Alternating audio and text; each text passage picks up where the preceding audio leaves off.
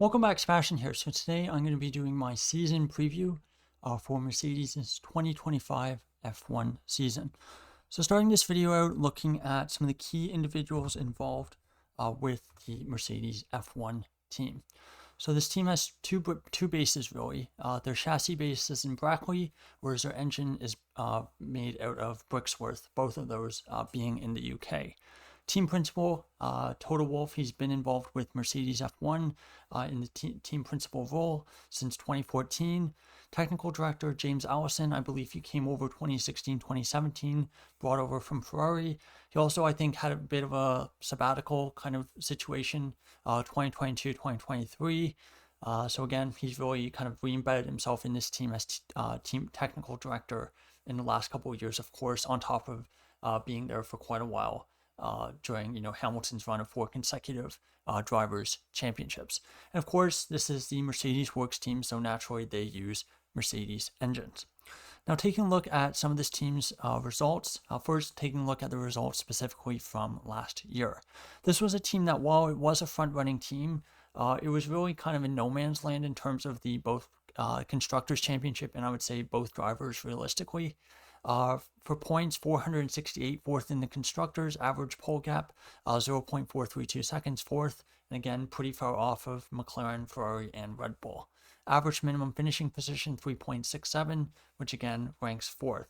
This was a team that was very, very inconsistent from race to race this past season, despite the fact that they got 4 wins, Lewis Hamilton, 2 for Hamilton, 2 for Russell, the British Grand Prix, Belgian Grand Prix, Austrian Grand Prix, of course, that one was quite fortuitous with Norris and Verstappen's collision, and then, of course, the 1-2 at the Vegas Grand Prix. So, again, this was a team that, very, very peaky. They could be at certain tracks like Vegas. They were the fastest team on track pretty much all weekend.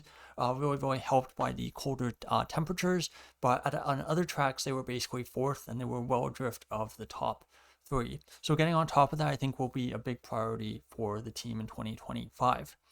Now, taking a look at this team's results the last 5 years, just to see if you can, see any trends. And again, while it does look like they've generally been on a general decline those 5 years, of course, you do have a big regulation change in the middle of it. So 2020, 2021, 2020, of course, those were kind of those 2 years were the last 2 years of the turbo hybrid era. In 2020, one of the most dominant cars, especially in qualifying, over the last 15 to 20 years, I would say. 2021, of course, the team was negatively affected by the change in the floor regulations, basically reducing the amount of downforce generated by the floors on Pirelli's request. I know it's basically sometimes said online that the FIA just wanted to stop Hamilton. That's not true. Pirelli basically asked the FIA to cut the floor size because of the blowouts that we saw at some of the Grand Prix that year. But 2021 still won the Constructors' Championship, lost the drivers, obviously in controversial circumstances. So heading into 2022, of course, there was quite a bit of thought that both Red Bull and Mercedes would be kind of on the back foot because they had spent so much of their resources in 2021 basically fighting each other for both the drivers and Constructors' Championship. Of course, that turned out to be true in part, and that was, of course, on Mercedes' part. They started 2022 pretty poorly, third best car, I would say, on paper. And again, even in qualifying, first couple of races of the season, they were basically on par with the Alfa Romeo, I would say. But 2023, the qualifying performance would get a bit better. Race day performance, unfortunately, got worse, and that kind of trend continued into 2024. I think this is a team that doesn't really fully understand the ground effect regulations, and what we've seen with all the kind of issues that this has arisen with this team, whether it be all the porpoising we saw in the first part of 2022, whether it was kind of the zero pods and kind of the failure that came with that.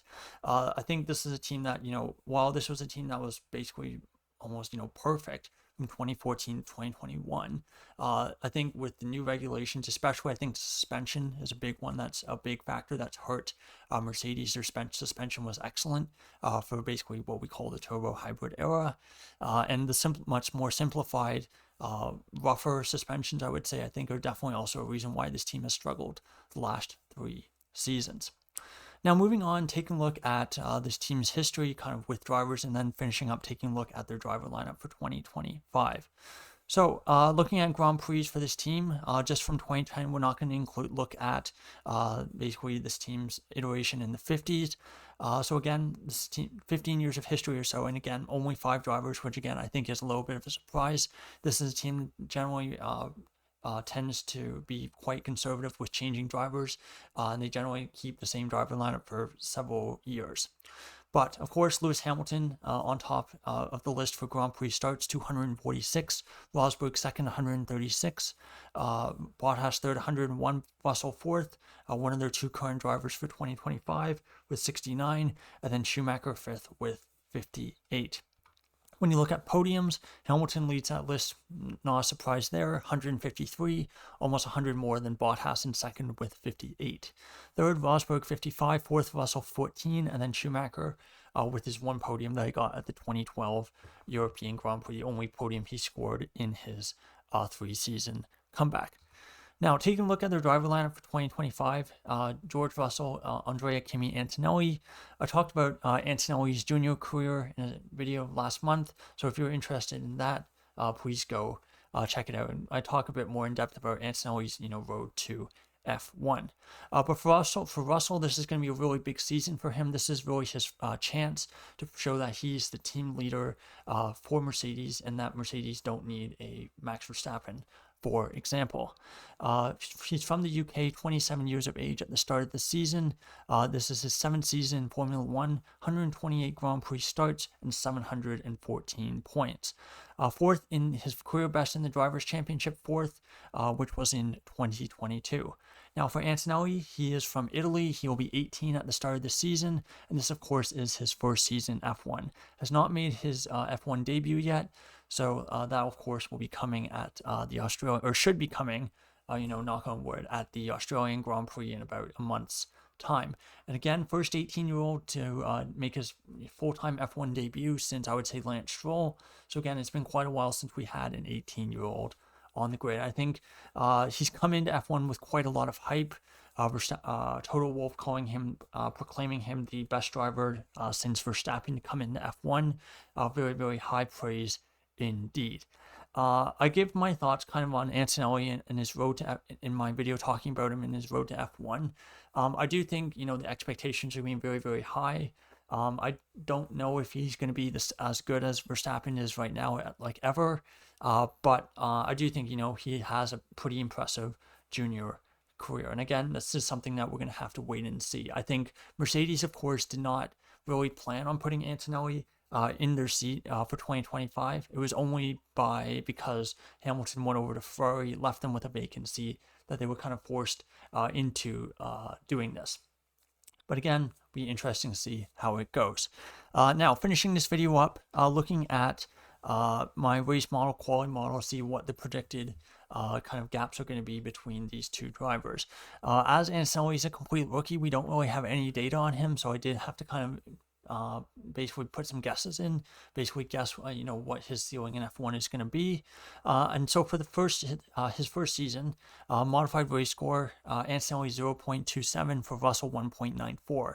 And when you put that into the front running model equations, that it basically projects that Russell scores 59% of the team's points, Antonelli 41%, and that there will be a points difference between the 2 drivers of 109.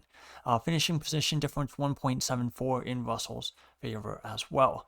In qualifying, expects the gap to be fairly big, 2.69 tenths median qualifying gap in Russell's favor. I wouldn't be surprised if it was bigger, if it was about 3.5 tenths, even 4 tenths, I would say. That I guess could definitely see that happening. I think maybe the model is a little bit opportunistic on that, optimistic, I should say, in that respect. But that being said, if he really is the best driver to come along since Verstappen, if he is that level of prospect, Ricciardo and Verstappen's 2016 season, I think would be, a really interesting benchmark for Antonelli to try to get. I think that season Ricciardo was about 2 tenths up on Verstappen on average, I would say. So again, that kind of checks out with what the model is putting in. I think the points gap, if you only take the 17 races they were together as teammates, I think the points gap was like 30 or something like that. So again, pretty small. So again, I think if Antonelli could get anywhere close to that with Russell, I think, you know, the future is very, very bright with him. But again, I think realistically speaking, I think lowering the pressure a little bit, I think would also be a little bit beneficial for him. You know, maybe not, you know, play up the comparisons with Verstappen too much and just kind of letting him, you know, do his best, kind of worry about his own thing. Realistically, Mercedes aren't going to be in the title fight. They're probably still going to be, you know, a front running team. But I think that will help kind of lower the expectations as well on Antonelli for his rookie season. So there you go. There's my preview for Mercedes' 2025 F1 season. Thanks so much for watching. Goodbye.